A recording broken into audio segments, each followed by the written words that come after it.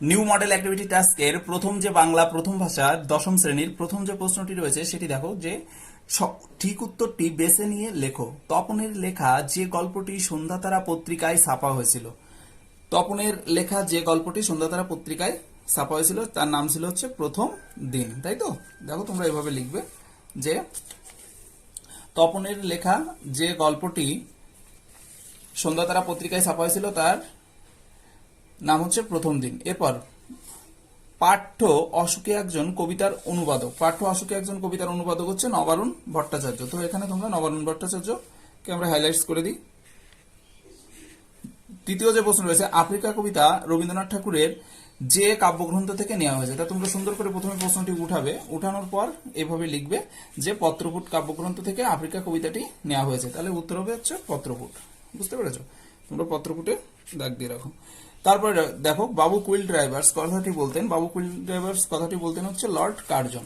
তো Lord কার্জনে tick দিয়ে রাখো, লর্ড কার্জন। এবং কাব্যগ্রন্থটি শঙ্কর ঘোষের লেখা নয়, সেটি হবে দিন ও রাত্রি, দিন ও রাত্রি।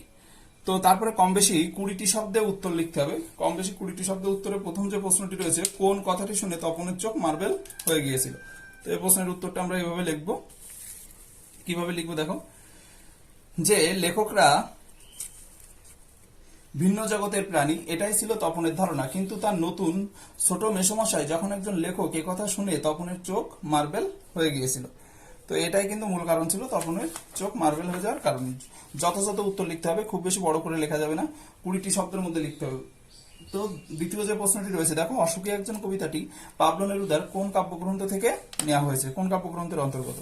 তো তোমরা পরবর্তী যে প্রশ্নের যে আনসার সেটি দেখো, সেটিতে অশোকে একজন যে কবিতা, অশোকে একজন কবিতায় পাবলো নেরুদার কোন কাব্যগ্রন্থের অন্তর্গত। এটি হলো এক্সট্রা ভ্যাগারিয়া কাব্যগ্রন্থের অন্তর্গত। এক্সট্রা ভ্যাগারিয়া শব্দটি ভালোভাবে মাথায় রেখো, এক্সট্রা ভ্যাগারিয়া কাব্যগ্রন্থের অন্তর্গত। তারপরে দেখো পরের যে প্রশ্নটি রয়েছে সেটি হচ্ছে, হারিয়ে যাওয়া কালিকরম প্রবন্ধে, হারিয়ে যাওয়া কালিকরম প্রবন্ধে প্রাবন্ধিক ছেলেবেলায় কার জ্যামিতি পড়েছিলেন বলে জানিয়েছেন।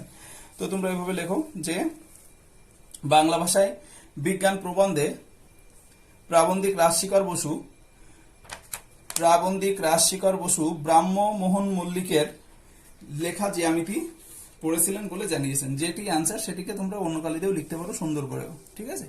তো তারপরে রয়েছে দেখো 4 নম্বর যে প্রশ্ন, 4 নম্বর প্রশ্ন রয়েছে কি, 4 নম্বর প্রশ্ন রয়েছে, আফ্রিকা কবিতায় দিনের অন্তিমকাল কিভাবে ঘোষিত হয়েছিল। দিনের অন্তিমকাল ঘোষিত হয়েছিল অশুভ ধ্বনিতে ঘোষিত হয়েছিল। দিনের অন্তিমকাল অশুভ ধ্বনিতে ঘোষিত হয়েছিল।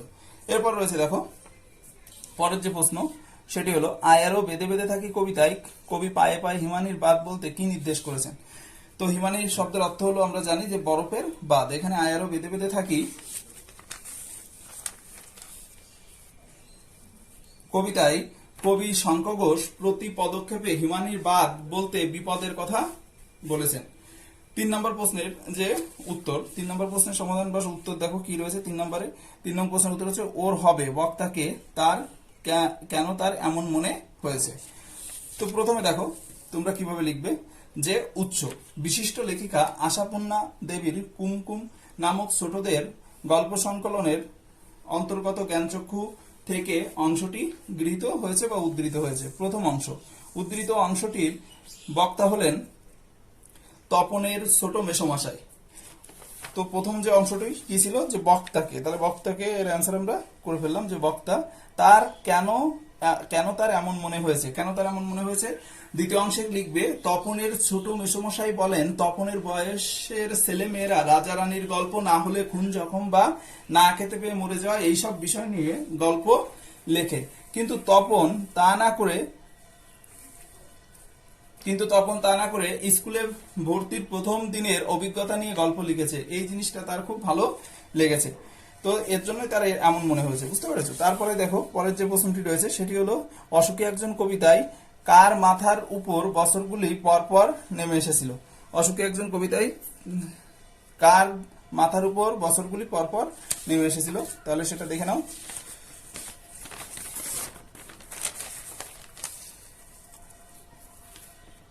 আগের যে প্রশ্নটি ওর সাথে আরো একটু অ্যাড করে নিবে তোমরা, যে বক্তা অর্থাৎ তপনের ছোট মেসোমশাই এরূপ মনে হয়েছে তপনের কাজের দ্বারা, ঠিক আছে, বা তপনের লেখার দ্বারা।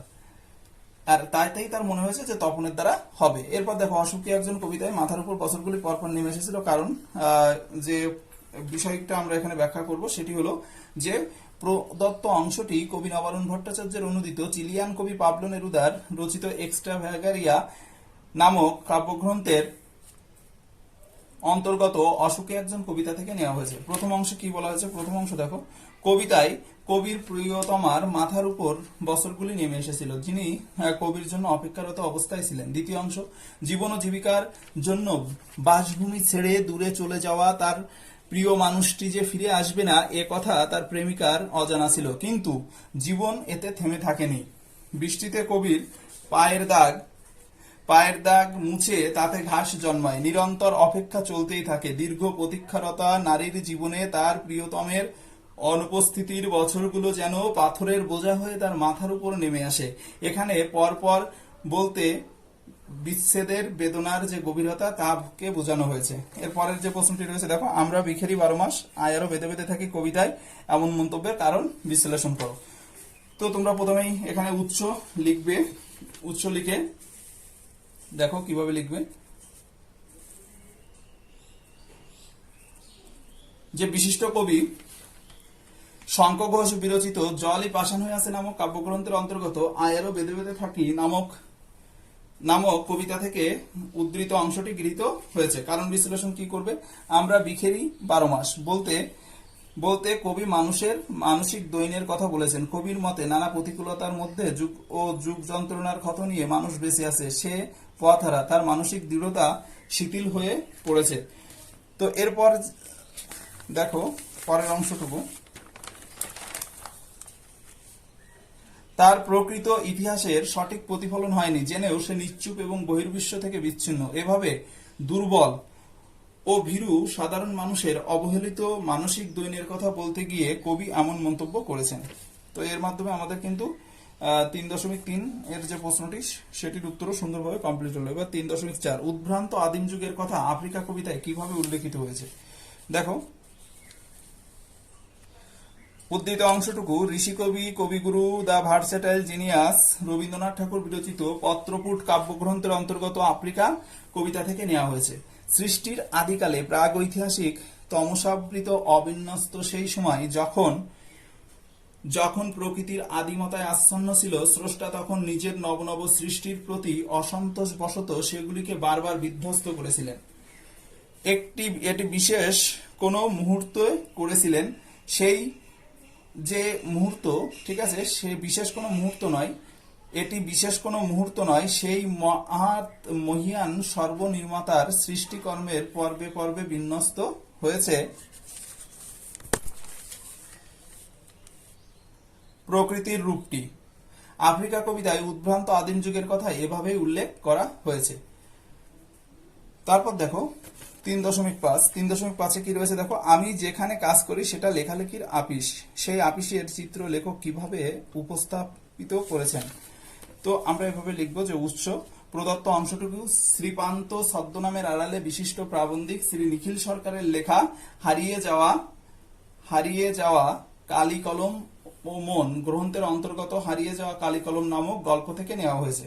প্রবন্ধ অবলম্বনে প্রাবন্ধিকের লেখালেখির অফিসের যে চিত্র ফুটে উঠেছে তা হলো, প্রাবন্ধিক শ্রীপান্ত যেখানে লেখালেখির কাজ করেন সেখানে সবাই লেখক, কিন্তু কারো হাতে কলম নেই।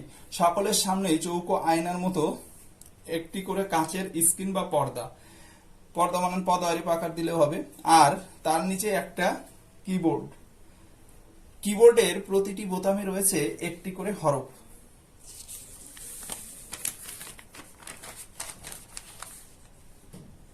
সকলে লিখছেন, মাঝে মাঝে লেখা থামিয়ে সেই স্ক্রিনের দিকে তাকাচ্ছেন। লেখক যদি কোনোদিন কলম নিয়ে যেতে ভুলে যান, সেদিন সমস্ত অফিস খুব জোর একটা ভোতা মুখওয়ালা কলম খুঁজে পায়, যা দিয়ে লেখা ভালো হয় না। কলম নেই, তবুও লেখক বলেন লেখালেখির অফিস।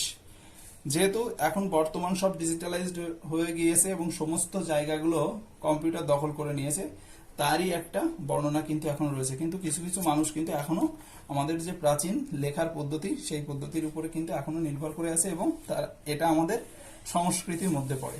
এরপর দেখো রয়েছে প্রায় নিচের প্রশ্নগুলির উত্তর নিজের ভাষায় কম বেশি 150 শব্দে লেখো।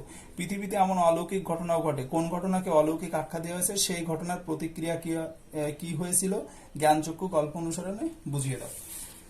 তো পৃথিবীতে এমন অলৌকিক ঘটনা প্রথমে আমরা লিখব। বিশিষ্ট লেখিকা আশাপূর্ণা দেবী বিরচিত কুমকুম নামক কাব্যগ্রন্থের অন্তর্গত জ্ঞানচক্ষু গল্প থেকে উদ্ধৃত অংশটি গৃহীত হয়েছে।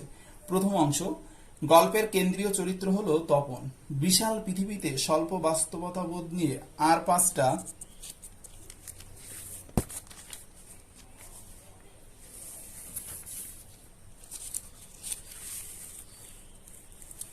পাঁচটা শিশুর মতোই তার পথ চলা। লেখকদের সম্পর্কে তার ধারণা সে কথাই বলে। সেই তপন তার নতুন লেখক মেসোমশায়ের সান্নিধ্যে সে অনুপ্রাণিত হয়ে কাঁচা হাতে একটা গল্প লিখে ফেলে। সেই গল্পটি মাসির প্ররোচনায় ও মেসোর প্রভাবে সত্যি একটি পত্রিকা অর্থাৎ সন্ধ্যাতারা পত্রিকায় প্রকাশিত হয়। ছোট্ট তপনের কাছে তার গল্প ছাপার অক্ষরে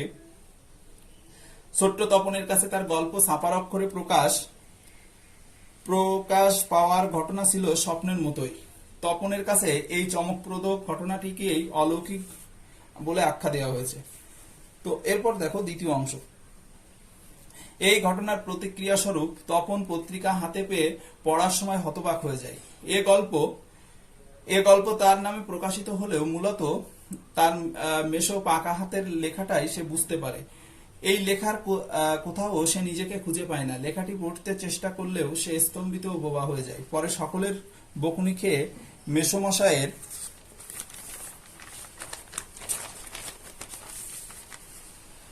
কারেকশনের নামে পুরোটা বদলে দেওয়া গল্পটি তপন গড়গড়িয়ে পড়ে এবং মনের দুঃখের সংকল্প করে যে কোনো লেখা ছাপতে দিলে সে নিজের কাছে হাতের লেখাই দেবে, তাতে ছাপা হোক বা না হোক। পরবর্তী যে প্রশ্নটি রয়েছে সেটি দেখো যে আয়ারও বেদে বেদে থাকি কবিতায় কোন কাব্যগ্রন্থের অন্তর্গত কবিতা? আয়ারও বেদে বেদে থাকি কোন কাব্যগ্রন্থের অন্তর্গত কবিতা? কবিতার এই আহ্বান ধ্বনিত হয়েছে কেন? তাহলে দেখো বেদে বেদে থাকতে বলেছে কেন। প্রথম বলছে যে প্রথম অংশ, বিশিষ্ট কবি শঙ্খ ঘোষ আয়ারও বেদে বেদে থাকি নামক কবিতা জলই পাষাণ হয়ে আছে নামক কাব্যগ্রন্থের অন্তর্গত। দ্বিতীয় অংশ কি রয়েছে? বন্য জীবজন্তুর হাত থেকে নিজের রক্ষার্থে আদিম অরণ্যচারী মানুষের মনেও একদিন সংঘবদ্ধভাবে বসবাস করার ভাবনা জেগেছিল। এভাবেই গড়ে উঠেছিল পরিবার, পাড়া,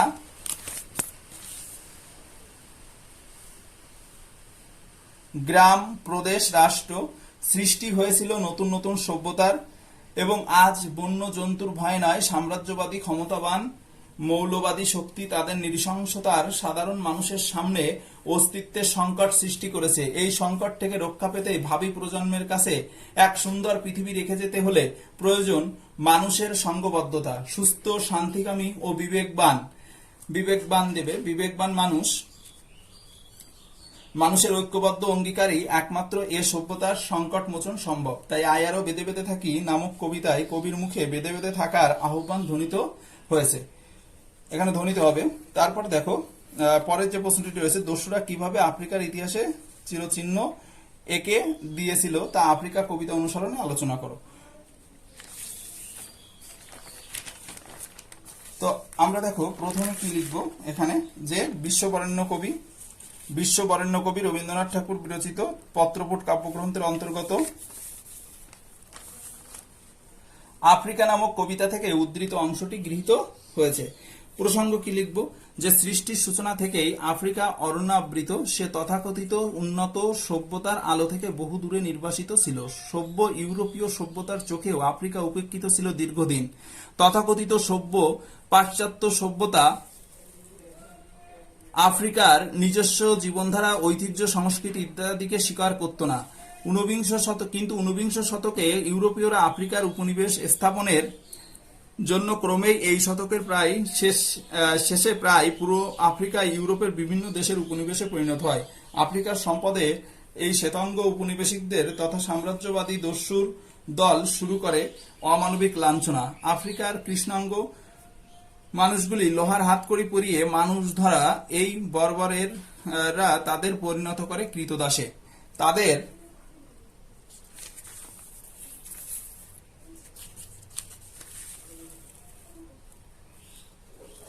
তাদের বর্বরতা, লোভ আফ্রিকার সূর্যহারা অরণ্যের চেয়েও কালো। এইসব অত্যাচারিত মানুষের রক্ত ও শ্রুতে কর্দমাক্ত হয় আফ্রিকা বনপথের ধুলো। সাম্রাজ্যবাদী দস্যুদের কাটামারা জুতোর তলায় কাদার পিণ্ড এভাবে আফ্রিকার অপমানিত ইতিহাসে চির চিহ্ন দিয়ে গিয়েছে। পরের প্রশ্ন দেখো 4.4-এর, জন্ম নিল ফাউন্টেন পেন। হারিয়ে যাওয়া কালিকলম রচনা অবলম্বনে ফাউন্টেন পেনের জন্ম বৃত্তান্ত আলোচনা করো। তাহলে শ্রীপান্ত উৎস কি লিখবো, যে শ্রীপান্ত ছদ্মনামে আড়ালে লেখক নিখিল সরকার রচিত হারিয়ে যাওয়া কালিকলম নামক কাব্যগ্রন্থের অন্তর্গত হারিয়ে যাওয়া কালিকলম গল্প থেকে উদ্ধৃত অংশটি গৃহীত হয়েছে। পৃথিবীর প্রতিটি আবিষ্কারের পিছনেই থাকে নানান গল্প বা ঘটনা। তবে গল্প বা ঘটনা যাই হোক না কেন, প্রয়োজনের তাগিদেই যে আবিষ্কারে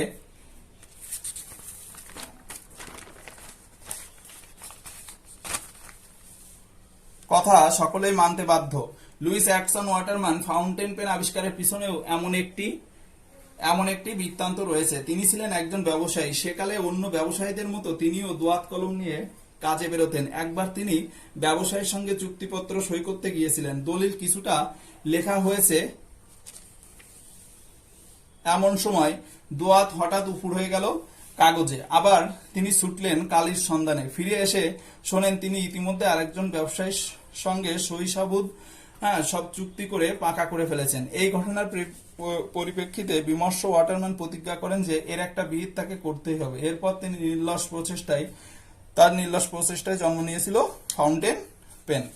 তো এরপর পরবর্তী যে প্রশ্নটি রয়েছে দেখো 4.5-এ, তারপর যুদ্ধ এলো। দেখো তোমরা প্রশ্নটা একটু দেখে নাও।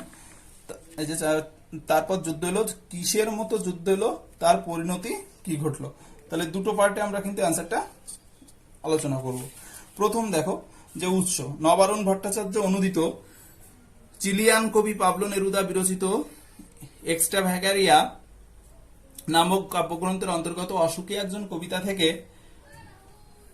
উদ্ধৃত অংশটি গৃহীত হয়েছে। প্রথম অংশে আমরা কি লিখবো, যে কবিতা অনুসারে রক্তের এক আগ্নেয় পাহাড়ের মতো যুদ্ধ এলো। এবং দ্বিতীয় অংশ কি লিখবো উত্তরে, যে যুদ্ধের ভয়াবহ বিভৎসতায় মানুষ আশ্রয়হীন হলো, নৃশংসতার হাত থেকে রেহাই পেল না শিশুরাও। দাবানলের মতো যুদ্ধের আগুন সমগ্র সমতলে ছড়িয়ে পড়ল। তারপর দেখো কি হলো, ধ্বংস হলো দেবালয় আর তার ভেতরের দেবতারা, তাদের দেবত্ব নষ্ট হলো, মানুষকে তারা স্বপ্ন দেখাতে ব্যর্থ হলো। কবির সেই মিষ্টি বাড়ির যে ঝুলন্ত বিছানা, গোলাপি গাছ, প্রাচীন জলতরঙ্গ সব চূর্ণ ও ভস্ম হয়ে যুদ্ধের আগুনে ভস্ম হয়ে গেল। ঠিক এভাবে শহরটা পুড়ে গেল, বিভৎসতার চিহ্ন নিয়ে ছড়িয়ে ছিটিয়ে পড়ে রইল কাঠকয়লা, দোমড়ানো মুসলানো লোহা আর বিভৎস মাথা আর রক্তের একটা কালো দাগ। শুধু সেই ধ্বংসস্তূপে বেঁচে থাকলো মেয়েটির অপেক্ষা আর অবিচল ভালোবাসা। তো তারপর রয়েছে দেখো ভাষাভিত্তিকের ব্যাকরণের যে প্রশ্নগুলো। প্রথমে রয়েছে দেখো যে অনুসর্গ হলো এক প্রকার অব্যয়পদ। তারপরটি কি রয়েছে, বিভক্তি কখনোই লুপ্ত হয় না, বিভক্তি কখনো লুপ্ত হয় না, কর্ম কারক, ওটা বিভক্তি হবে। তোমাদের প্রশ্নেও কিন্তু এখানে বিভক্ত কথাটি রয়েছে, তোমরা কিন্তু বিভক্তি করে নেবে। হ্যাঁ, তারপর দেখো রয়েছে নির্দেশকের একটি উদাহরণ হলো গুলি। নির্দেশকের একটি উদাহরণ কি, গুলি। বঙ্গ অনুবাদ করতে বলেছিল, বঙ্গ অনুবাদটা দেখে নাও।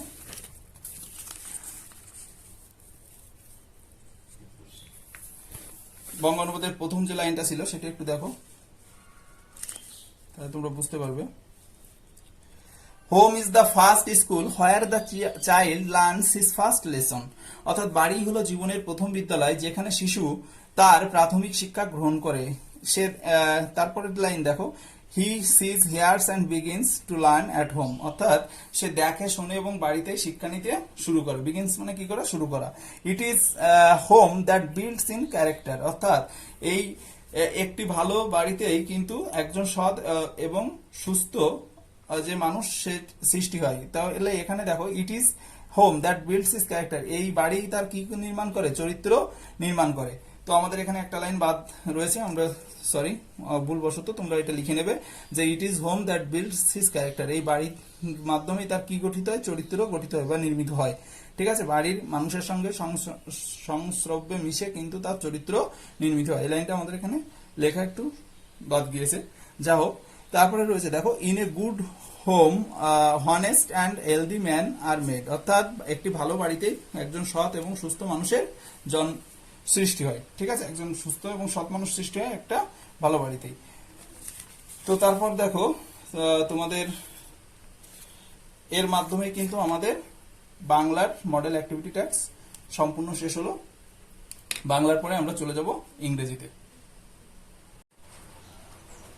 তো ইংলিশের মডেল অ্যাক্টিভিটি টাস্ক গুলো দেখে নাও। ক্লাস 10 এর মডেল অ্যাক্টিভিটি টাস্ক এর নতুন যে পার্টটি সেটি হলো, প্রথমে যে কবিতাটি দিয়েছে সেটা হচ্ছে মাউন্টেন অ্যান্ড স্কুরিয়াল, অর্থাৎ ফ্যাবেল, তোমরা জানো সবাই।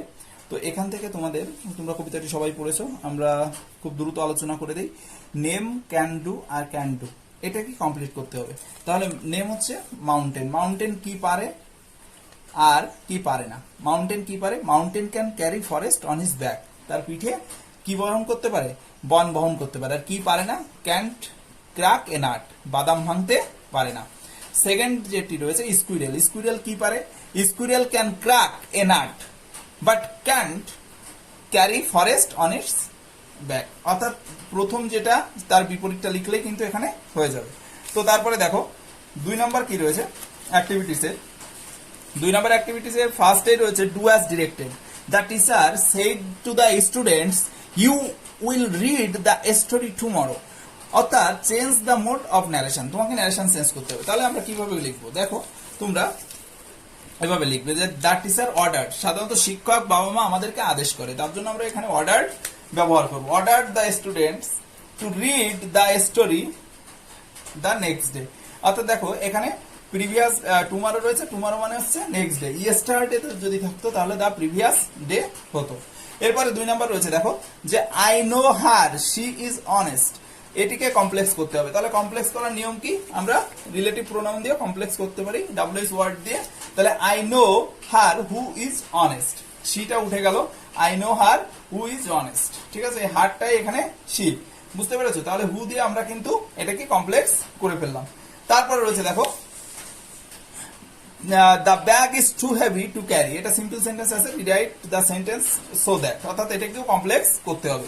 তো দেখো কিভাবে করবে। প্রথমত তোমরা কিন্তু খাতায় প্রশ্ন উঠিয়ে নিয়ে তারপর গিয়ে উত্তর লিখবে, হ্যাঁ, তাহলে কিন্তু দেখতে সুবিধা হবে টিচারদের। তো এখানে দেখো প্রথমে কি লিখবে যে the bag is so heavy that can't be carried, can't be carried. এরপর রয়েছে দেখো অ্যাক্টিভিটি 3, অ্যাক্টিভিটি 3 তে কি রয়েছে দেখো যে garbage has bin littered in your locality causing filth, unhygienic environment. Write a letter in about 100 words to the head of the civic authority of your locality to clean garbage regularly. তো এটি তোমাদের বইতেও কিন্তু রয়েছে, সেইভাবে কিন্তু তোমরা সুন্দরভাবে লিখতে পারবে। তো এখানে হেড অফ দ্য ডিপার্টমেন্ট লিখে তোমরা কার কাছে লিখবে, বরাবর the head of the department, অর্থাৎ 2 দিয়ে শুরু করবে। দ্য সিভিক অথরিটি, আমরা এখানে যেহেতু ঠাকুরনগর থাকি আমরা ঠাকুরনগর দিয়েছি, তোমরা যেখানে থাকো সেই তোমার গ্রামের নাম এবং তোমার জেলার নাম অবশ্যই দেবে। সাবজেক্ট দিয়ে clearing garbage regularly in our locality, এটা নিচে আন্ডারলাইন করে দেবে, হ্যাঁ। তারপরে দেখো কিভাবে লিখবে যে sir I with due respect I beg to state that I am শতটা বর, এখানে শতটা বর কিন্তু যে লিখেছে তার কথা বলা হচ্ছে, তুমি তোমার নাম লিখবে। Daughter of Kushal Bar, it is informed you that the garbage has been littered in our locality has not been cleared past few days. Now it is causing filth and makes unhygienic. filth বানানটা একটু ঠিক করে লিখবে তোমরা, FILTH, হ্যাঁ, FILTHY, এখানে THY, এইচটা দিবে। এরপর দেখো unhygienic environment, I have informed the engaged service man but in vein, in vein মানে হচ্ছে বৃথা। So sir, if you take an immediate step to clean garbage regularly, I shall be highly obliged. Yours faithfully, তোমার নাম লিখবে, এখানে address দিয়ে দেবে, ঠিক আছে, ডেট দেবে অবশ্যই নিচে। তো এই কিন্তু তোমাদের খুব ছোট্ট একটি মডেল অ্যাক্টিভিটি টাস্ক দিয়েছে এবার সম্পূর্ণভাবে। তাহলে আমাদের কিন্তু ইংরেজিটা কমপ্লিট হয়ে গেল। তো ইংরেজির পর আমরা কমপ্লিট করব ইতিহাস। ইতিহাস দেখো ইতিহাসে আমরা চলে আসি। ইতিহাসে প্রথমেই রয়েছে, দেখো প্রথম যে প্রশ্নটা রয়েছে সেটি হচ্ছে কয়স্তম্ভ আর ক্ষয়স্তম্ভ মিলাও, নিম্নবর্গের ইতিহাস। তো নিম্নবর্গের ইতিহাসের কথা শুনলে আমাদের কিন্তু কার নাম চলে আসে? রণজিৎ গুহ। তারপরে রয়েছে লক্ষ্মীর ভান্ডার সরলা দেবী চৌধুরানী, তাই তো? লক্ষ্মীর ভান্ডার দেখো এভাবে সুন্দর করে লিখবে যে লক্ষ্মীর ভান্ডার সরলা দেবী চৌধুরানী, আর একাডেমিক অ্যাসোসিয়েশন হচ্ছে ডিরোজিও, হ্যাঁ, নব্যবঙ্গের যিনি প্রতিষ্ঠাতা। তাহলে এভাবে কিন্তু তোমরা লিখে নেবে। এরপর রয়েছে সত্য মিথ্যা। দেখো সংবাদ প্রভাকরের সম্পাদক ছিল বঙ্কিমচন্দ্র চট্টোপাধ্যায়, এটা সম্পূর্ণ মিথ্যা। সংবাদ প্রভাকরের সম্পাদক কিন্তু বঙ্কিমচন্দ্র চট্টোপাধ্যায় ছিলেন না। এরপর রয়েছে দেখো সর্বধর্ম সমন্বয়ে এর আদর্শ প্রচার করেছিলেন রামকৃষ্ণ পরমহংসদেব, এটা একটা নিখাত সত্যি কথা, অর্থাৎ এটা কিন্তু সত্য। সুইমুন্ডা ছিলেন কোলবিদ্রের নেতা, এটাও সত্য। তো তারপরে রয়েছে দেখো দুটি অথবা তিনটি বাক্যের নিচের প্রশ্নগুলি উত্তর দাও। প্রথম প্রশ্ন রয়েছে কি? প্রথম প্রশ্নটা আমরা দেখে আছি, ইন্টারনেট ব্যবহারের সুবিধা আর অসুবিধা লেখো। ইন্টারনেট ব্যবহারের সুবিধা অসুবিধা। তো আমরা দেখো আমরা ইন্টারনেট ব্যবহারের সুবিধা অসুবিধাটা লিখে ফেলি। দেখো ইন্টারনেটের ব্যবহারের দুটি সুবিধা। ইন্টারনেট ব্যবহারের দুটি সুবিধা কি? এই যে ইন্টারনেটের সহায়তায় অতি সহজেই ঘরে বসে দুনিয়ার যাবতীয় তথ্য নিমেষে সংগ্রহ করা যায়, যেটা তোমরা এখন পাচ্ছ। এরপর ইন্টারনেটের কোনো অজানা প্রশ্ন লিখেও সরাসরি সেই প্রশ্নের উত্তর পাওয়া যেতে পারে। দ্বিতীয় যে প্রশ্নটি রয়েছে সেটি আমরা একটু দেখে নিই। কি প্রশ্ন রয়েছে দ্বিতীয় প্রশ্ন রয়েছে দেখো ডেভিড হিয়ার স্মরণীয় কেন? ডেভিড হিয়ার স্মরণীয় কেন? তো এই প্রশ্নের অ্যান্সার কিভাবে লিখবো? দেখো ডেভিড হিয়ার অনেক কারণেই স্মরণীয় হয়ে আছেন। তার মধ্যে উল্লেখযোগ্য হলো তিনি ছিলেন হিন্দু কলেজের প্রতিষ্ঠাতাদের মধ্যে অন্যতম, এবং তিনি কলকাতা মেডিকেল কলেজ প্রতিষ্ঠা ও তার উন্নয়নে গুরুত্বপূর্ণ ভূমিকা পালন করেন। এরপর কি রয়েছে? এছাড়া তিনি Calcutta school book society, Patoldanga academy অর্থাৎ হিয়ার স্কুল প্রতিষ্ঠা করেছিলেন। এইসব কারণেই কিন্তু ডেভিড হিয়ার স্মরণীয়। পরের 3 নম্বর যে প্রশ্নটি রয়েছে সেটি কি? যে বারাসাত বিদ্রোহ কি? বারাসাত বিদ্রোহ কি? দেখো বারাসাত বিদ্রোহটাও কিন্তু ইম্পর্টেন্ট খুবই তোমাদের সময়ে। বারাসাত বিদ্রোহ তো বাংলার ওহাবি আন্দোলনের প্রাণপুরুষ তিতুমির ওরফে মীর নিসার আলী বারাসাত মহকুমার জমিদার ও নীলকর ইংরেজদের বিরুদ্ধে যে বিদ্রোহ সূচনা করেছিলেন তাই হচ্ছে বারাসাত বিদ্রোহ। 1830 সাল পর্যন্ত এই বিদ্রোহ হয়, শেষ পর্যন্ত এই বিদ্রোহ ব্যর্থ হয়েছিল। 7-8টি বাক্যে উত্তর দিতে হবে। লাস্টের যে তোমাদের প্রশ্নটি রয়েছে সেটি হচ্ছে দেখো প্রাচ্য পাশ্চাত্য শিক্ষা বিষয়ক দ্বন্দ্ব সম্পর্কে সংক্ষেপে আলোচনা করো। তাহলে প্রাচ্য পাশ্চাত্য দ্বন্দ্ব এটিকে আমরা ব্যাখ্যা করব। প্রাচ্য পাশ্চাত্য বিষয়ক দ্বন্দ্ব সম্পর্কে সংক্ষেপে আলোচনা করা হচ্ছে। প্রথম অংশ উত্তরে প্রাচ্য পাশ্চাত্য বিতর্ক। 1813 খ্রিস্টাব্দে চার্টার অ্যাক্ট এদেশের শিক্ষা খাতে প্রতি বছর বরাদ্দ করা 1 লক্ষ টাকা। তারা কত লক্ষ টাকা বরাদ্দ করেছিল? আমরা কিন্তু এই যে দেখো তোমরা দেখে নাও যে 4 নম্বরের অ্যান্সার লিখবো। 7-8টি বাক্যে কিন্তু লিখতে হবে, তো একটা বেশ বড় হবে, বুঝতে পেরেছো? তো দেখো এখানে বলছে প্রতি বছর বরাদ্দ করা 1 লক্ষ টাকা প্রাচ্য না পাশ্চাত্য শিক্ষা প্রসারে খরচ করা হবে সে সম্পর্কে 1820-এর দশকে এক তীব্র বিতর্কর সৃষ্টি হয়েছিল, যা প্রাচ্য পাশ্চাত্য বিতর্ক নামে পরিচিত বা শিক্ষা বিষয়ক দ্বন্দ্ব নামে পরিচিত। বিতর্কের বিষয় কি ছিল? ওই সময় যারা প্রাচ্য ভাষার মাধ্যমে শিক্ষা চর্চার কথা বলেন তারা প্রাচ্যবাদী, এবং যারা ইংরেজি ভাষার মাধ্যমে শিক্ষা চর্চার কথা বলেছিলেন তারা পাশ্চাত্যবাদী। এটা পাশ্চাত্য হবে, আমাদের একটু মিস্টেক আছে, পাশ্চাত্যবাদী নামে পরিচিত হন। এইচ.টি. প্রিন্সেপ, কোলব্রুক প্রমুখ প্রাচ্যবাদীর মত ছিল দেশীয় ভাষার মাধ্যমে শিক্ষার বিস্তার ঘটানো। অন্যদিকে লর্ড মেকলে, চার্লস গ্রান্ট প্রমুখ পাশ্চাত্যবাদীর উদ্দেশ্য ছিল মূলত ইংরেজি ভাষার মাধ্যমে শিক্ষার বিস্তার ঘটানো। ভারতীয়দের মধ্যে রাজা রামমোহন রায় ছিলেন পাশ্চাত্যবাদী এবং পক্ষান্তরে রাজা রাধাকান্ত দেব প্রমুখ ছিলেন প্রাচ্যবাদী। রাজা রামমোহন রায় কলকাতা সংস্কৃত কলেজ প্রতিষ্ঠার বিরোধিতা করেন এবং পাশ্চাত্য শিক্ষা প্রবর্তনের দাবি জানান। বিতর্কের অবসান। ভারতে ইংরেজি শিক্ষা বিস্তারের ক্ষেত্রে প্রাচ্যবাদী পাশ্চাত্যবাদী বিতর্কে শেষ পর্যন্ত প্রাচ্যবাদীদের মতই সুপ্রতিষ্ঠিত হয়েছিল, পাশ্চাত্যবাদীদের মতে। এবং 1835 খ্রিস্টাব্দের 8ই March governor general lord William Bentinck Macaulay মিনিটের ভিত্তিতে ইংরেজি ভাষায় শিক্ষা প্রসারকে সরকারি নীতি হিসেবে ঘোষণা করেন। মূল্যায়ন। ভারতের বাংলা প্রদেশে প্রাচ্য পাশ্চাত্য বিতর্ক শুরু হলে বোম্বাই প্রদেশে সহ অন্যান্য প্রদেশে অনুরূপ বিতর্ক কিন্তু হয়নি। তো এরপর দেখো লাস্টের যে লাইনটা, সেই লাইনগুলি হলো এই স্থানগুলিতে পাশ্চাত্য শিক্ষারীতি গৃহীত হয়েছিল। যাই হোক, প্রাচ্য পাশ্চাত্য বিতর্কের অবসানের ফলে ভারতে দ্রুত পাশ্চাত্য শিক্ষার প্রসার ঘটতে থাকে। তো এর মাধ্যমে আমাদের কিন্তু ইতিহাস এর সকল অ্যাক্টিভিটি ট্যাক্সের সমস্ত প্রশ্নের সাবলীল অ্যান্সার কমপ্লিট হলো। এবার দেখো তোমরা ফেয়ারে তুলে নাও ভৌতবিজ্ঞানটা দেখো। ভৌতবিজ্ঞান মডেল অ্যাক্টিভিটি ট্যাক্স। ভৌতবিজ্ঞানে দেখো প্রথম থেকে পদ্ধতিতে কি রয়েছে দেখো, যেটি জীবাশ্ম জ্বালানি নয় সেটি হলো বায়োগ্যাস। কোন ও উত্তল লেন্সের ফোকাসের মধ্যে বস্তুকে রাখলে প্রতিবিম্ব গঠিত হবে। প্রতিবিম্ব কেমন হবে? প্রতিবিম্ব হবে দেখো যে অসৎ এবং সমশিষ্য। যে যৌগটি আয়নীয় নয় সেটি হলো CH4। এরপর দেখো রয়েছে গ্যাস ধ্রুবকের এসআই এককটি উল্লেখ করো। গ্যাস ধ্রুবকের এসআই এককের নাম হচ্ছে জুল পার মোল পার কেলভিন। পর্যায় সারণীতে প্রত্যেক পর্যায়ে মৌলটির পারমাণবিক ব্যাসার্ধের মান সর্বাধিক কত হয়? তো এটা আমরা দেখো কিভাবে করব। যে পর্যায় সারণীতে প্রত্যেক পর্যায়ের বাম দিকের প্রথম মৌলটির পারমাণবিক ব্যাসার্ধের মান সবসময় সর্বাধিক হয়। 3 নম্বর যে প্রশ্নটি রয়েছে তোমরা প্রশ্নটা একবার দেখে নাও। 3 নম্বরের যে প্রশ্নটি রয়েছে সেটি হলো এমন একটি আয়নীয় যৌগের সংকেত লেখো যার ক্যাটায়ন এবং অ্যানায়ন দুটোরই ইলেকট্রন বিন্যাস হিলিয়াম পরমাণুর মতো। তো হিলিয়াম পরমাণুর মতো যদি হয় তাহলে কি হবে?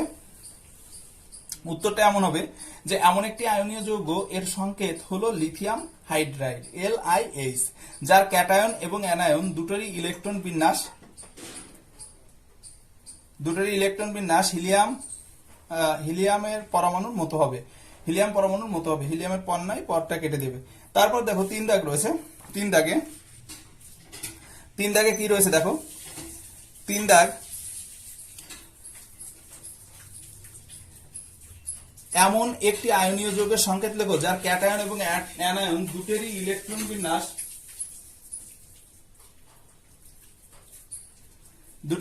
বিন্যাস কি হয় দেখো, দুটোরই ইলেকট্রন বিন্যাস হিলিয়াম পরমাণুর মতো হয়। হিলিয়াম পরমাণুর মতো হয় এমন প্রথমে আমরা কি লিখব যে এখান থেকে এমন একটি আয়নীয় যৌগ হচ্ছে লিথিয়াম হাইড্রাইড। আচ্ছা এটা আমরা প্রথমেই বলেছি। তারপরে 3.1 দেখো। 3.1 কি রয়েছে দেখো, যে গাড়ির পিছনের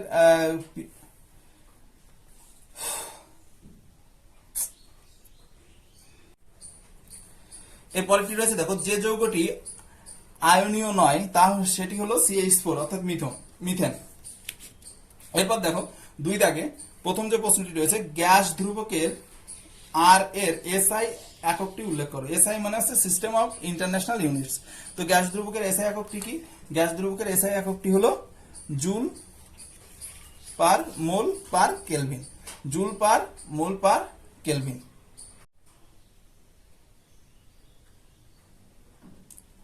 তো প্রথমে রয়েছে দেখো যে পর্যায় সারণীতে প্রত্যেক পর্যায়ের কোন মৌলটির পারমাণবিক ব্যাসার্ধের মান সর্বাধিক হয়। এই প্রশ্নটির অ্যান্সার কি হবে দেখো। এই প্রশ্নটির অ্যান্সার হবে পর্যায় সারণীতে প্রত্যেক পর্যায়ের বাম দিকের প্রথম মৌলটির পারমাণবিক ব্যাসার্ধের মান সর্বাধিক হয়। এরপর 2.3 যে প্রশ্নটি রয়েছে সেটি হলো এমন একটি আয়নীয় যৌগের সংকেত লেখো যার ক্যাটায়ন এবং অ্যানায়ন দুটোরই ইলেকট্রন বিন্যাস হিলিয়াম পরমাণুর মতো। এটি হবে এমন একটি আয়নীয় যৌগ এর সংকেত হলো লিথিয়াম হাইড্রাইড। এবার দেখো এই যে লিথিয়াম হাইড্রাইড যার ক্যাটায়ন এবং অ্যানায়ন দুটোরই ইলেকট্রন বিন্যাস কিন্তু হিলিয়াম পরমাণুর মতো। এখানে পর কথাটি তোমরা কেটে দেবে, এখানে পর হবে না, শুধু পরমাণু। ওকে।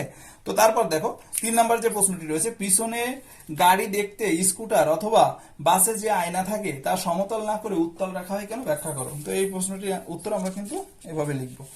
দেখো চিত্র একে সুন্দর করে, হ্যাঁ তোমরা এভাবে সুন্দর করে চিত্র আঁকবে। পিছনের যে গাড়ি দেখতে যে স্কুটার অথবা বাসে যে আয়না থাকে তা সমতল না করে উত্তল রাখা হয় কারণ উত্তল দর্পণ সর্বদা কি করে, কোন বস্তুর অসৎ শীর্ষ এবং খর্বাকৃতির প্রতিবিম্ব গঠন করে। এই প্রতিবিম্ব দর্পণের মেরু এবং ফোকাসের মধ্যে অবস্থিত হয়। তাই একই আকারের সমতল দর্পণের তুলনায় উত্তল দর্পণে অনেক বেশি সংখ্যক বস্তুর প্রতিবিম্ব দেখা সম্ভব হয়। অর্থাৎ উত্তল দর্পণের দৃষ্টিক্ষেত্র অনেক প্রশস্ত হয়। ফলে গাড়ির চালক তার সামনে থাকা উত্তল দর্পণে পিছনের দিকের যে বহু সংখ্যক গাড়ি এবং যানবাহন সোজা এবং ছোট প্রতিবিম্ব আকারে একসঙ্গে দেখতে পান এবং তার পক্ষে গাড়ি চালানো কিন্তু অনেক সুবিধাজনক হয়। বুঝতে পেরেছো? তো এর জন্যই রাখা হয়।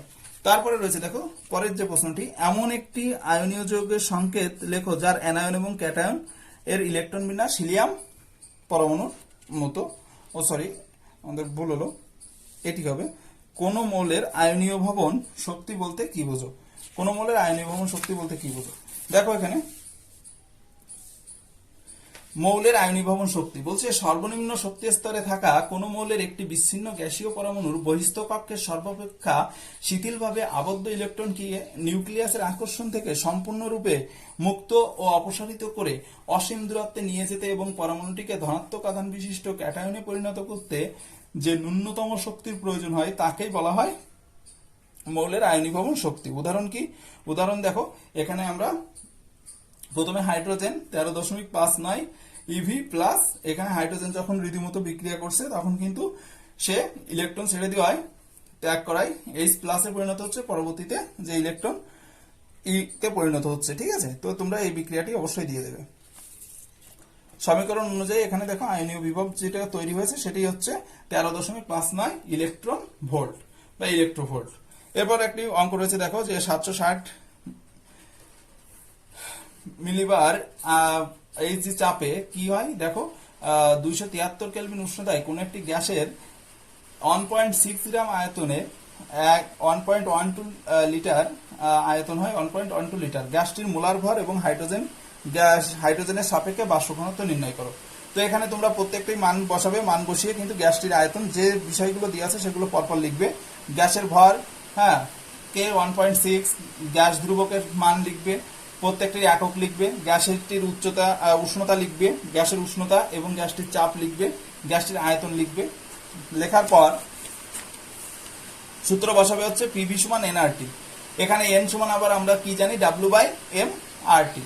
এখান থেকে এম এর মানটা বের করবে, মানগুলো বসিয়ে দিয়ে দেখো লাস্টে কি হবে, গ্রাম পার মোল 32.019 গ্রাম পার মোল। তো শূন্য যেহেতু দশমিকের পরে শূন্য আছে, না দিলেও নয়, অর্থাৎ গ্যাসটির মোলার ভর হচ্ছে 32, তাহলে গ্যাসটির আণবিক ভর 32, তাহলে হাইড্রোজেন গ্যাসের সাপেক্ষে গ্যাসটির আণবিক ভর কত হবে? আমরা জানি বাষ্প ঘনত্ব সমান আণবিক ভর বাই 2। এখানে তাহলে আণবিক ভর বাই 2 করলে কিন্তু আমরা অ্যান্সার পাবো কত? 16। বুঝতে পেরেছো? তো এর মাধ্যমে কিন্তু আমাদের ভৌতবিজ্ঞান পুরো কমপ্লিট হয়ে গেল। দশম শ্রেণীর গণিতের যে মডেল অ্যাক্টিভিটি টাস্ক, প্রথমে রয়েছে দেখো বহুমুখী প্রশ্নের উত্তর দাও, অর্থাৎ বহুমুখী উত্তরধর্মী প্রশ্নের প্রথমটি রয়েছে বাস্তব সহগযুক্ত একাধিক চল বিশিষ্ট দ্বিঘাত সমীকরণটি হলো।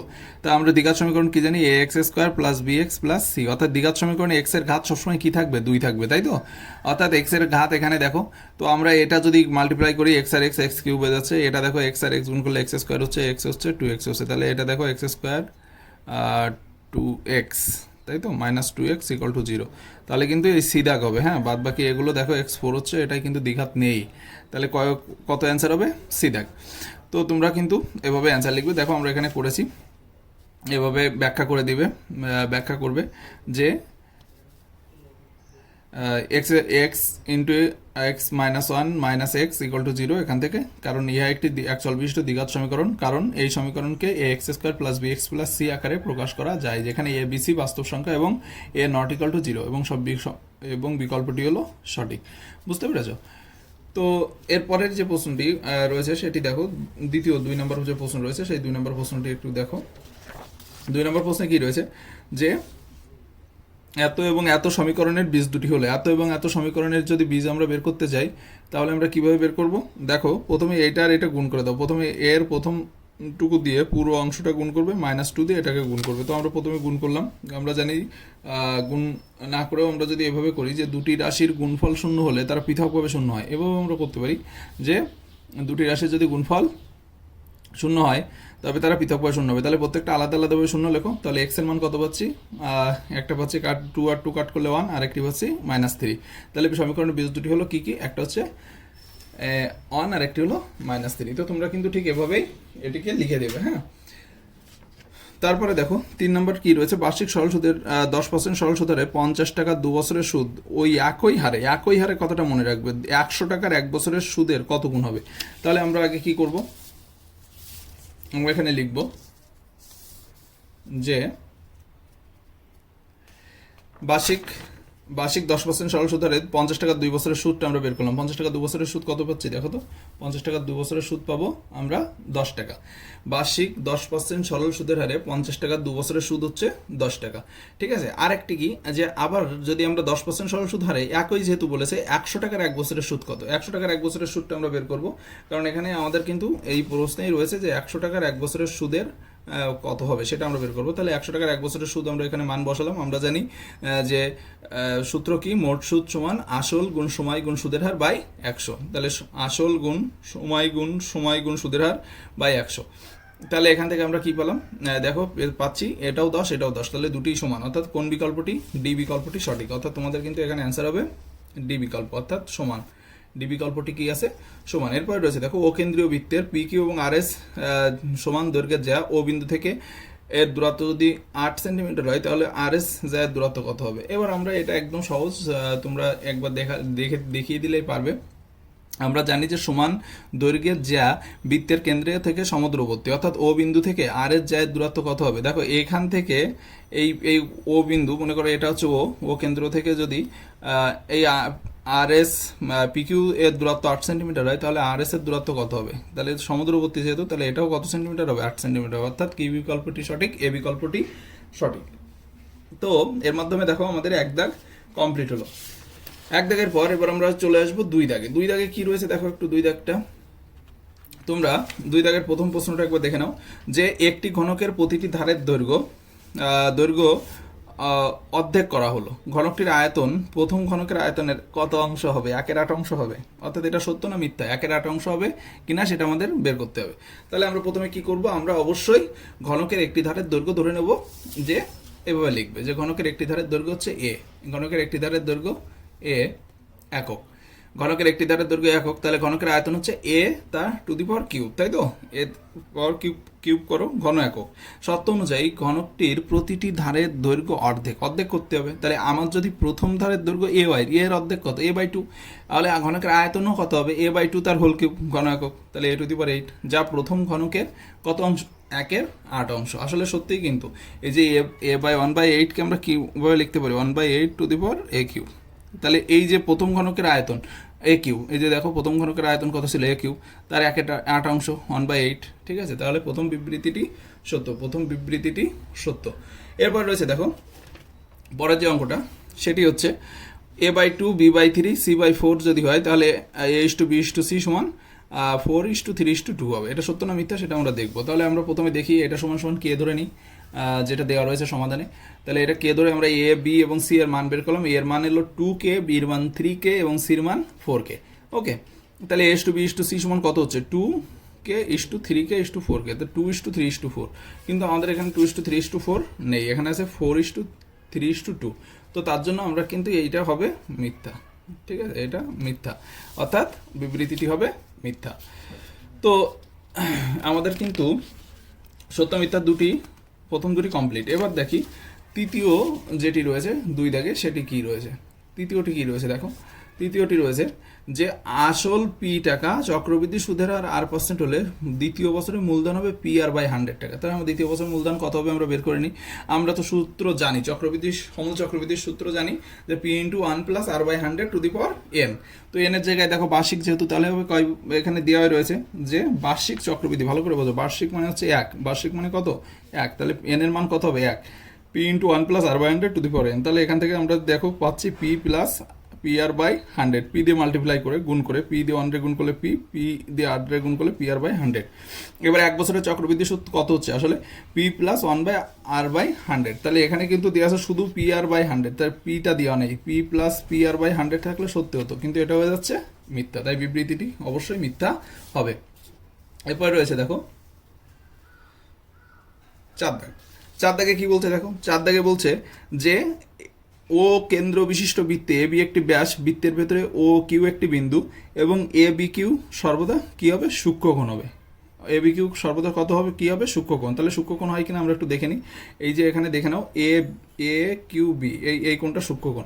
সূক্ষ্মকোণ হচ্ছে সবসময় 90 ডিগ্রি থেকে ছোট হয়। তাহলে আমরা এখানে দেখি পি, দেখো একটা হচ্ছে কেন্দ্রস্থ, এখানে আছে অর্ধবৃত্তস্থ কোণ। অর্ধবৃত্তস্থ কোণ কোনটি বলো তো, এ পি বি, যেটি চাপকে স্পর্শ করে আছে। এপিবি হচ্ছে অর্ধবৃত্তস্থ কোণ, তাহলে এপিবি কোণ হচ্ছে 90 ডিগ্রি। এবি কোণের মান কত ডিগ্রি দেওয়া রয়েছে দেখো এখানে 90 ডিগ্রি। এপিবি কোণ অর্ধবৃত্তস্থ কোণ আমরা জানি 90 ডিগ্রি। তাহলে এবার দেখো কিউ বিন্দুটি বৃত্তের কোথায় অবস্থিত, ভিতরে অবস্থিত। তাহলে কি হবে, এ কিউ বি সর্বদা স্থূল কোণ হবে, অর্থাৎ বিবৃতিটি মিথ্যা, কারণ ভিতরে অবস্থিত হওয়ার কারণে ওটা অবশ্যই 90 ডিগ্রি হলে তার থেকে বড় হবে। তো এখানে এই কারণেই কিন্তু বিবৃতিটি কি হবে, মিথ্যা হবে। তো তোমরা এখানে আমাদের কিন্তু সত্য মিথ্যা সব কমপ্লিট হয়ে গেল।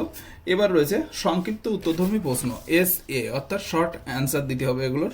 দেখো, একটি লম্ববৃত্তকার চোঙের আয়তন ও বক্রতলের ক্ষেত্রফল, ভালো করে বোঝো, সমান হলে আয়তন আর বক্রতলের ক্ষেত্রফল সমান, সমান কথাটা নিচে মাথায় রেখো, নিচে দাগ দিয়ে রাখো, ব্যাসার্ধ নির্ণয় করতে হবে। ঠিক আছে, তাহলে দেখো প্রথমে আমরা কিভাবে করব। প্রথমে আমরা ধরি যে লম্ববৃত্তাকার চোঙটির ব্যাসার্ধ হচ্ছে আর একক আর উচ্চতা হচ্ছে এইচ একক। যেহেতু রেডিয়াস মানে ব্যাসার্ধ এবং হাইট মানে উচ্চতা, তাহলে এখানে বক্রতলের ক্ষেত্রফল আর আয়তন সমান ছিল। তাহলে আমরা কি লিখবো, যে চোঙের আয়তন আমরা জানি পাই আর স্কয়ার এইচ, আর বক্রতলের ক্ষেত্রফল জানি 2 পাই আর এইচ। দুটোর থেকে দেখো এই আর দুটো আছে, একটা আরকে ভেঙে সামনে নিয়ে আসলাম, পাই আর এইচ, এটা কিন্তু কোনো কিছু না, পাই আর এইচ, এর পাশেও পাই আর এইচ, উভয় পক্ষে দুটো গেল। তাহলে আই সমান আর সমান সমান কি পেলাম, 2 একক, অর্থাৎ চোঙের ব্যাসার্ধ হচ্ছে 2 একক। বুঝতে পেরেছো, চোঙের ব্যাসার্ধ নির্ণয় করতে বলছিল, আমাদের বেরিয়ে গেছে। তারপরে রয়েছে দেখো মিশ্র দ্বিঘাতকরণী, এর অনুবন্ধীকরণী হলো এত। এবার অনুবন্ধীকরণী বলছে যে দেখাও যে মিশ্র দ্বিঘাতকরণী 7 মাইনাস রুট 2 এর অনুবন্ধীকরণী হলো 7 প্লাস রুট 2। তো 7 প্লাস রুট 2 আমরা জানি কি অনুবন্ধীকরণী কাকে বলে, যে দুটি করণীর যোগফল এবং গুণফল উভয় যদি মূলদ সংখ্যা হয় তবে তাকে আমরা কি বলবো, অনুবন্ধীকরণী বলবো। তাহলে দেখি আমরা এর প্রথম যে করণী দুটো দিয়ে আছে তার যোগফল করে দেখি। তো দেখো এইটা যোগ এইটা করলে রুট 2 আর রুট 2 কেটে যায় 14, 14 একটি মূলদ সংখ্যা। তাহলে প্রথম শর্ত পূরণ হয়েছে, যোগফল হয়েছে, তাদের করণীর যোগফল মূলদ সংখ্যা হয়েছে। এবার দেখি দ্বিতীয় শর্ত পূরণ হয় কিনা। দেখো দ্বিতীয় শর্ত কি ছিল, যে 7 minus root 2 plus 7 plus root 2 এর গুণফল করলে এটা A minus B into A plus B, এটা কিন্তু সূত্র হয়েছে এ স্কোয়ার মাইনাস বি স্কোয়ারে। তাহলে এটা 47 একটি মূলদ সংখ্যা। তাহলে আমরা বলতে পারি 7 মাইনাস রুট 2 এর অনুবন্ধীকরণ হলো 7 প্লাস রুট 2। ওকে, তারপরে বলছে দেখো লাস্ট অ্যান্ড ফাইনাল যে প্রশ্নটি রয়েছে তোমাদের, খুব সহজ করেছে এবার ম্যাথের টাস্কগুলো। বৃত্তস্থ চতুর্ভুজের বিপরীত কোণগুলি পরস্পর সম্পূরক। তো তোমরা কিভাবে লিখবে, বৃত্তস্থ কোণগুলি বিপরীত কোণগুলি পরস্পর সম্পূরক। চলো আমরা একটু দেখে নিই। এই যে সাধারণ নির্বাচন লিখবে, প্রথমে লিখে চিত্রটা আঁকবে। হ্যাঁ, চিত্রটা এঁকে বিশেষ নির্বাচনে কি লিখবে, যে ও কেন্দ্রীয় বৃত্তে এবিসিডি একটি বৃত্তস্থ চতুর্ভুজ। লিখলে তো, এই লেখার পর এখান থেকে দেখো প্রমাণ করতে হবে, যে কি প্রমাণ করতে হবে, এখানে ভালো করে দেখো যে এবিসি কোণ, এবিসি এবং এবিসি প্লাস এডিসি দুই সমকোণ। দেখো এই যে এবিসি কোণ আর এই এডিসি কোণ, এই উপরেরটা এবং এইটা, এই দুটো যোগফল দুই সমকোণ, অথবা বিএডি এই কোণ এবং বিসিডি এই দুই কোণের যোগফল হচ্ছে দুই সমকোণ। তাও আমরা কি করলাম, এখন ও বিন্দু থেকে ও এ আর ও সি যোগ করলাম, এই যে ও এ ও সি যোগ করলাম। এবার দেখো তাহলে একটা বৃত্তচাপ তৈরি হয়েছে এ ডি সি। বৃত্তচাপের দ্বারা গঠিত কেন্দ্রস্থ প্রবৃদ্ধ কোণ কোনটি দেখো, কেন্দ্রস্থ প্রবৃদ্ধ কোণ হচ্ছে এ ও সি কোণ, এই যে পুরো এ ও সি কোণ, এই কোণটা কিন্তু অনেকটা বড়, দেখেছো, বৃত্তের কেন্দ্রে তো 360 ডিগ্রি কোণ উৎপন্ন হয়, তা দেখো এই পাশ দিয়ে পুরো জুড়ে এই কোণটা হচ্ছে অনেকটাই বড়, তার জন্য এটি প্রবৃদ্ধ কোণ। ওকে, তাহলে প্রবৃদ্ধ কোণ হলে কি হবে, যে আর বৃত্তস্থ কোণ কোনটি, এ বি সি কোণ, এটা বৃত্তস্থ, এটা প্রবৃদ্ধ। তাহলে কি হচ্ছে দেখো, যে এ ও সি কোণ আমরা জানি যে বৃত্তস্থ কোণ কেন্দ্রস্থ কোণের অর্ধেক, হ্যাঁ, বা কেন্দ্রস্থ কোণ বৃত্তস্থ কোণের দ্বিগুণ। তাহলে সেই সূত্র অনুযায়ী আমরা এখানে লিখতে পারি যে ও সি কোণ সমান 2 এবিসি কোণ। তাহলে এই পাশে এবিসি কোণটাকে নিয়ে আসলে দেখো এখান থেকে আমরা কি লিখতে পারি, এবিসি কোণ এপাশে চলে আসলে আর প্রবৃদ্ধ কোণ ওপাশে চলে গেলে এই 2টা এপাশে গিয়ে হাফ হয়ে যায়, তাহলে হাফ ইন্টু প্রবৃদ্ধ কোণ এওসি কোণ। একইভাবে আমরা কি লিখতে পারি, যে এবিসি বৃত্তচাপের দ্বারা গঠিত কেন্দ্রস্থ কোণ এওসি এবং বৃত্তস্থ কোণ এডিসি। তাহলে এখান থেকে আমরা কি পাই, এওসি সমান 2 ইন্টু এডিসি, অর্থাৎ এডিসি সমান কি লিখতে পারি আমরা, হাফ এও সি কোণ। 1 নং সমীকরণ আর 2 নং সমীকরণ দেবে, দিয়ে তারপর কি করবে, এই দুটি যোগ করে দিলেই কিন্তু আমাদের যে প্রমাণ সেটি চলে আসবে। প্রবৃদ্ধ কোণ এওসি আর এওস সি কোণ এই দুটো যোগ করলে হচ্ছে 4 সমকোণ, 2 দিয়ে যদি কাটাকাটি করি তাহলে 2 সমকোণ। অন্যভাবে আমরা কিভাবে দেখাতে পারি, বিও এবং ডিও যদি যোগ করতাম তাহলে প্রমাণ করতাম বিএডি কোণ প্লাস বিসিডি কোণ সমান 2 সমকোণ। একটা প্রমাণ করলেই তোমাদের হয়ে যাবে। তো এটাই ছিল তোমাদের সবচেয়ে সহজ সরল এবং সাবলীল ম্যাথের সমস্ত গাণিতিক সমস্যার সঠিক সমাধান। সবাই ভালো থাকো, এবং পরবর্তীতে আমরা যেটি নিয়ে আলোচনা করব সেটি হচ্ছে দেখো জীবন বিজ্ঞান এবং ভূগোল। জীবন বিজ্ঞান, এবার আসি জীবন বিজ্ঞানের নতুন যে মডেল অ্যাক্টিভিটি টাস্ক দিয়েছে সেগুলির সমাধান নিয়ে। তো প্রথমে রয়েছে দেখো যে উদ্ভিদের পর্বমধ্যের দৈর্ঘ্য বৃদ্ধি ঘটায় যে হরমোন সেটি হলো জিবরেলিন। তোমরা সবাই জিবরেলিন নিচে আন্ডারলাইন করে নাও। এরপর রয়েছে দেখো নিচের বক্তব্যগুলি থেকে মায়োপিয়ার সঙ্গে সম্পর্কিত সমস্যাটা কি? চোখের লেন্সের স্থিতি স্থাপকতা নষ্ট হয়ে যাওয়া, বস্তুর প্রতিবিম্ব রেটিনার সামনে গঠিত হওয়া, চোখের লেন্সের স্বচ্ছতা নষ্ট হয়ে যাওয়া, না বস্তুর প্রতিবিম্ব রেটিনার পেছনে গঠিত হওয়া? বস্তুর প্রতিবিম্ব রেটিনার সামনে গঠিত হওয়া। এরপর রয়েছে নিচের কোন জোড়াটি সঠিক তা স্থির করো। এসটিএইচ সমান হচ্ছে থাইরয়েড গ্রন্থির নিয়ন্ত্রণ বৃদ্ধি নিয়ন্ত্রণ করা। এসটিএস মানে তো তোমরা সবাই জানো যে সোমাটোট্রফিক হরমোন। এডিএস হচ্ছে অ্যাড্রিনালিন ডাইউরেটিক হরমোন। তাহলে দেখো এখানে কিন্তু ঘ দাগ অ্যান্সার আসবে যে বৃক্কনালিকা জলের পুনঃশোষণ ঘটায়। এটি হলো এই জোড়াটাই কিন্তু সঠিক। হ্যাঁ, নিচের কোন জোড়াটি সঠিক সেটি স্থির করতে বলেছে, এগুলো কিন্তু একটাও সঠিক নয়। তাহলে কোনটা সঠিক? এডিএইচটা সঠিক। এরপর রয়েছে ডাবের জলে কি হরমোন থাকে। আমরা প্রশ্নগুলো লিখে এভাবে কমপ্লিট করব। এডিএইচ দেখো বৃক্কনালীর শোষণ ঘটায়। এবার হচ্ছে ডাবের জলে কি হরমোন থাকে। ডাবের জলে সাইটোকাইনিন হরমোন থাকে। এবং পায়রার ডানায় 23 জোড়া রেমিজেস নামক পালক থাকে। কয় জোড়া থাকে? 23 জোড়া। তো পায়রার জোড়ায় 23 জোড়া রেমিজেস নামক পালক থাকে। এরপর রয়েছে দেখো পরের যে প্রশ্নটি সেটি হচ্ছে 2টি বা 3টি বাক্য উত্তর দাও। নিম্নলিখিত বৈশিষ্ট্যের উপর ভিত্তি করে অন্তঃক্ষরা ও বহিঃক্ষরা গ্রন্থির পার্থক্য নিরূপণ করো। নালীর উপস্থিতি এবং অনুপস্থিতি, খরিত পদার্থ এর উপর ভিত্তি করে। তাহলে আমরা চলে যাই পরের প্রশ্নে। দেখো আমাদের যে থাইরক্সিন রয়েছে, আরেকটি প্রশ্ন ছিল 2.3-এ আরএনএতে থাইমিনের পরিবর্তে ইউরিয়াসিল থাকে। এটা তো তোমরা একটু আগেই বলছি যে কি থাকে, আরএনএতে থাইমিনের পরিবর্তে ইউরাসিল থাকে। একটা শূন্যস্থান ওখানে ছিল। পরের যে প্রশ্নটি রয়েছে সেটি হলো নিম্নলিখিত বৈশিষ্ট্যের উপর ভিত্তি করে অন্তঃক্ষরা ও বহিঃক্ষরা গ্রন্থি যে পার্থক্য সেটি আমরা নিরূপণ করব। অন্তঃক্ষরা এবং বহিঃক্ষরা গ্রন্থির। তো দেখো এখানে প্রথম রয়েছে অন্তঃক্ষরা গ্রন্থি। অন্তঃক্ষরা গ্রন্থির যে এখানে রয়েছে বিষয় কি দিয়েছে, নালীর উপস্থিতি এবং অনুপস্থিতি। তো অন্তঃক্ষরা গ্রন্থিতে নালী অনুপস্থিত আর বহিঃক্ষরা গ্রন্থিতে নালী কিন্তু উপস্থিত। খরিত পদার্থ কি রয়েছে দেখো, হরমোন খরিত হয়, আর এখানে বহিঃক্ষরা গ্রন্থিতে ঘাম, অশ্রু এবং লালা, উৎসর্জক ইত্যাদি খরিত হয়। বুঝতে পেরেছ? তো এরপরে রয়েছে পরের যে প্রশ্নটি সেটি দেখো। পরের প্রশ্নটি রয়েছে মাইটোসিসের সবচেয়ে দীর্ঘস্থায়ী দশায় নিউক্লিয়াস কি কি পরিবর্তন ঘটায় তা দেখো। তো এটাই রয়েছে কি পরিবর্তন ঘটে তা বর্ণনা করতে হবে। তো আমরা বর্ণনা করলাম। দেখো প্রথমে আমরা লিখব, প্রথমে কি লিখবো দেখো, যে প্রোফেজ দশায় নিউক্লিয়াসের নিম্নরূপ পরিবর্তন ঘটে। এক হচ্ছে নিউক্লিয়াস জল বিয়োজন ঘটায় এবং এর ফলে ক্রোমাটিন জালিকা স্পষ্ট হয়। 2 কি রয়েছে, এই ক্রোমাটিন জালিকা কুণ্ডলীকৃত হয়ে ক্রমশ ছোট ও মোটা হয়ে নির্দিষ্ট সংখ্যক ক্রোমোজোম তৈরি করে। প্রতিটি ক্রোমোজোম লম্বভাবে বিভাজিত হয়ে 2টো ক্রোমাটিড গঠন করে যা সেন্ট্রোমিয়ার অঞ্চলে যুক্ত থাকে। আর তারপরে কি হয়, নিউক্লিয়াস ক্রমশ ছোট হতে থাকে এবং নিউক্লিয় পর্দা আস্তে আস্তে বিলুপ্ত হতে থাকে। হ্যাঁ, তো এখানে কিন্তু 3 দাগের সমস্ত প্রশ্নের অ্যান্সার কমপ্লিট। এবার আমরা চলে আসি 4 দাগে। প্রাণী কোষের মাইটোসিস বিভাজনে মেটাফেজ দশার পরিচ্ছন্ন চিত্র অঙ্কন করো এবং এই অংশগুলো চিহ্নিত করো। তো আমরা দেখো প্রথমে প্রাণী কোষের মাইটোসিস কোষ বিভাজনে পরিচ্ছন্ন চিত্র অঙ্কন করে নিম্নলিখিত অংশগুলো চিহ্নিত করা হলো। এভাবে লিখে তোমরা যে অংশগুলো চিহ্নিত করতে বলা হয়েছে সেগুলো কিন্তু তোমরা লিখে নেবে। ওকে, কি কি অংশ? এক হচ্ছে ক্রোমাটিড, মেরু অংশ বা অঞ্চল, আর সেন্ট্রোমিয়ার আর বেমতন্তু। এরপরে কি করবে, সুন্দর করে চিত্রটা আঁকবে। প্রথমে সুন্দর করে একটা ওভাল টাইপের ডিমের মতো এঁকে নেবে। তারপর গিয়ে কিন্তু সেখান থেকে ক্রোমাটিড, এই যে ক্রোমাটিড, তারপর সেন্ট্রোমিয়ার, তারপর রয়েছে দেখো বেমতন্তু, তারপর রয়েছে মেরু অঞ্চল। সুন্দর করে চিত্রটা আঁকবে এবং আঁকার পর প্রাণী কোষের যে মেটাফেজ দশা সেটাকে দেখিয়ে দেবে। ঠিক আছে? তো এইটাই ছিল তোমাদের অ্যাক্টিভিটি টাস্ক। তো উত্তরগুলো ভালো লাগলে বন্ধুদের সাথে শেয়ার করো এবং পরবর্তী যে সাবজেক্ট রয়েছে সেটি নিয়ে আমরা একটু আলোচনা করি। লাস্ট অ্যান্ড ফাইনাল তোমাদের সমস্ত সাবজেক্টের অ্যান্সার কিন্তু এখন একটি ভিডিওর মধ্যে। অতএব তোমরা তোমাদের বন্ধুর সাথে অবশ্যই এটা শেয়ার করো, তাহলে তোমাদের খুঁজে খুঁজে অন্য যে ভিডিওগুলো এখনও পাবলিশড হয়নি সেগুলো দেখা লাগবে না, একই জায়গা থেকে কিন্তু তোমরা সব অ্যান্সারগুলো পেয়ে যাবে। তোমাদের কাছ থেকে শেয়ার আমরা কামনা করি, তোমরা একটু শেয়ার করে দিও, আমাদের চ্যানেলটি গ্রো করো।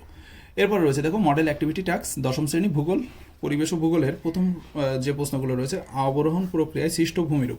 অবরোহণ প্রক্রিয়ায় সৃষ্ট ভূমিরূপ হলো প্লাবন ভূমি, গৃহাত না এসকার। তো আমরা এইভাবে প্রশ্নগুলো উঠিয়ে নেবো। হ্যাঁ, দেখো অবরোহণ প্রক্রিয়ায় সৃষ্ট ভূমিরূপ হলো গৃহাত।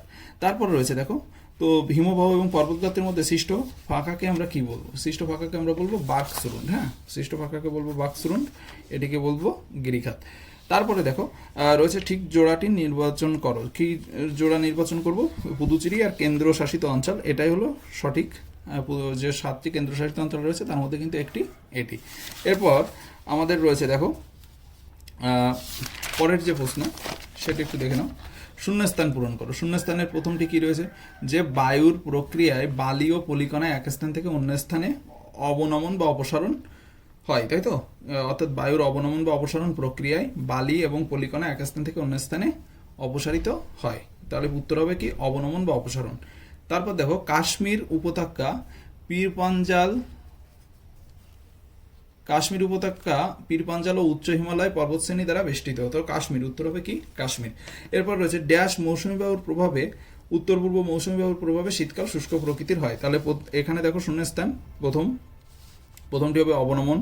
তা অবনমন, এখানে অবনমন লিখবে, অবনমন বা অপসারণ প্রক্রিয়া। তারপর হবে কাশ্মীর উপত্যকা। তারপর কি হবে? তারপর হবে উত্তর পূর্ব মৌসুমী বায়ুর প্রভাবে। বুঝতে পেরেছো? তারপর সংক্ষিপ্ত প্রশ্ন রয়েছে দেখো, যে পলল ব্যঞ্জনী পর্বতের পাদদেশে সৃষ্টির কারণ। পর্বতের পাদদেশে ভূমির ঢালের হঠাৎ পরিবর্তনের ফলে নদীর বহন ক্ষমতা কমে যায় এবং সমস্ত ক্ষয়জাত পদার্থ যেমন নদীবাহিত পলি রাশি নুড়ি পর্বতের পাদদেশে সঞ্চিত হয়ে পলল শঙ্কু গঠন করে। অনেকগুলি পলল শঙ্কু জুড়ে গিয়ে বিস্তার লাভ করলে তখন এটি অর্ধগোলাকার হাত পাখার মতো দেখতে হয় বলে একে পলল ব্যঞ্জনী বলে। বুঝতে পেরেছো? তো পলল ব্যঞ্জনীর যে উদাহরণ রয়েছে সেটি কোথায়? দেখো সুন্দর করে চিত্রটা আঁকবে, এভাবে চিত্রটা আঁকবে, এটি পলল ব্যঞ্জনীর চিত্র। পূর্ব হিমালয়ের পাদদেশে তরাই অঞ্চলে পলল ব্যঞ্জনী দেখা যায়। এরপর রয়েছে দেখো পরের যে প্রশ্নটি, সেটি হলো পলল ব্যঞ্জনী কম্পিটিভ ধাপ চাষ, ফালি চাষ, সমোন্নতি রেখা বরাবর চাষের মাধ্যমে কিভাবে মৃত্তিকা প্রতিরোধ সম্ভব। তো এই প্রশ্নটির অ্যান্সার আমরা এইভাবে লিখব, যে ধাপ চাষ, ফালি চাষ, সমোন্নতি রেখা বরাবর চাষের মাধ্যমে মৃত্তিকা ক্ষয় প্রতিরোধ করার উপায়সমূহ নিচে আলোচনা করা হলো। প্রথম পয়েন্ট কি করব? প্রথম পয়েন্ট দেব আমরা যে পার্বত্য অঞ্চলের ঢালু জমিতে ধাপ গঠন করলে বল প্রবাহকে নিয়ন্ত্রণ করা যায়। এভাবে সমগ্র জমিকে ধাপ চাষের কাজে লাগালেও সঠিকভাবে রক্ষণাবেক্ষণ করলে মাটি ক্ষয়ের হাত থেকে রক্ষা পাওয়া যায়। তারপরে রয়েছে দেখো ফালি চাষ। ফালি চাষটা কি? ফালি চাষ হচ্ছে ভূমির ঢালের আড়াআড়িভাবে ফালি তৈরি করে শস্য রোপণ করলে তা ভূমিক্ষয় প্রতিরোধ করে। এরপর রয়েছে দেখো যে সমোন্নতি রেখা বরাবর কৃষিকাজ। সমোন্নতি রেখা বরাবর জমিগুলিতে আল বা বাঁধ দিয়ে কৃষিকাজ করলে, চাষবাস করলে প্রবাহমান জলের গতি বাধাপ্রাপ্ত হয় এবং মৃত্তিকা ক্ষয়ের পরিমাণ হ্রাস পায়। তাহলে মৃত্তিকা ক্ষয়ের পরিমাণ হ্রাস পায় কেন সেটা আমরা জানলাম। এরপরে দেখো বলছে হিমবাহের সঞ্চয় কার্যের ফলে সৃষ্ট যে বিভিন্ন প্রকার গ্রাফ রেখা, সেই বিভিন্ন প্রকার গ্রাফ রেখার সচিত্র বর্ণনা দেবো। তা আমরা সচিত্র বর্ণনা এখন দেবো, এটিকে এভাবে লিখব। দেখো হিমবাহের অবক্ষেপণ বা সঞ্চয় কার্যের ফলে সৃষ্ট ভূমিরূপ। পার্বত্য হিমবাহের সঞ্চয় কার্যের ফলে মূলত গ্রাফ রেখা সৃষ্টি হয়। নিম্নে বিভিন্ন প্রকার গ্রাফ রেখার সংক্ষিপ্ত বিবরণ দেওয়া হলো। গ্রাফ রেখা বা ম্যারিন কাকে বলে? এরপরে বলছে দেখো যে উঁচু পার্বত্য অঞ্চলে উপত্যকা হিমবাহের ক্ষয়কার্যে ক্ষয়জাত পদার্থ সঞ্চিত হয়ে যে বিভিন্ন আকৃতির শিলা স্তূপের সৃষ্টি হয় তাকে গ্রাফ রেখা বলে। গ্রাফ রেখার যে প্রকারভেদ, গ্রাফ রেখা বিভিন্ন প্রকারের হয়ে থাকে। যেমন হিমবাহের উভয় পাশে সব দৈর্ঘ্যের কালে যে গ্রাফ রেখা সৃষ্টি হয় তাকে পার্শ্ব গ্রাফ রেখা বলে এবং হিমবাহের সামনে গ্রাফ রেখা সঞ্চিত হলে তাকে প্রান্ত গ্রাফ রেখা বলে। পাশাপাশি দুটি হিমবাহের মধ্যবর্তী অংশে গ্রাফ রেখা যদি সৃষ্টি হয় তাহলে কিন্তু আমরা তাকে বলবো ভূমি গ্রাফ রেখা বা তলদেশ গ্রাফ রেখা। গ্রাফ রেখা হস্তগত ভাবে গড়ে উঠলে অমন্যস্ত গ্রাফ রেখা বলবো তাকে, এবং বলয় আকারে যদি সঞ্চিত হয় গ্রাফ রেখা তাকে বলয়ধর্মী গ্রাফ রেখা বলে। তো এরপরে রয়েছে উদাহরণ। পশ্চিম ইউরোপ, পোল্যান্ড, ফিনল্যান্ড, নরওয়ে এবং সুইডেনের দক্ষিণ অংশে এবং কানাডায় যথেষ্ট সংখ্যক গ্রাফরেখা দেখতে পাওয়া যায়। তোমরা অবশ্যই সমস্ত ভিডিওগুলো তোমাদের বন্ধুদের সাথে শেয়ার করো, আর সমস্ত মডেল অ্যাক্টিভিটি টাস্কের পরবর্তী সমস্ত ভিডিও আমাদের চ্যানেলে তোমরা পাবে। তোমরা সবাই ভালো থাকো, সুন্দর থাকো, সুস্থ থাকো এবং আমাদের চ্যানেলটি সাবস্ক্রাইব করো। তোমাদের কোনো প্রয়োজন থাকলে অবশ্যই কমেন্ট করো। Bye bye.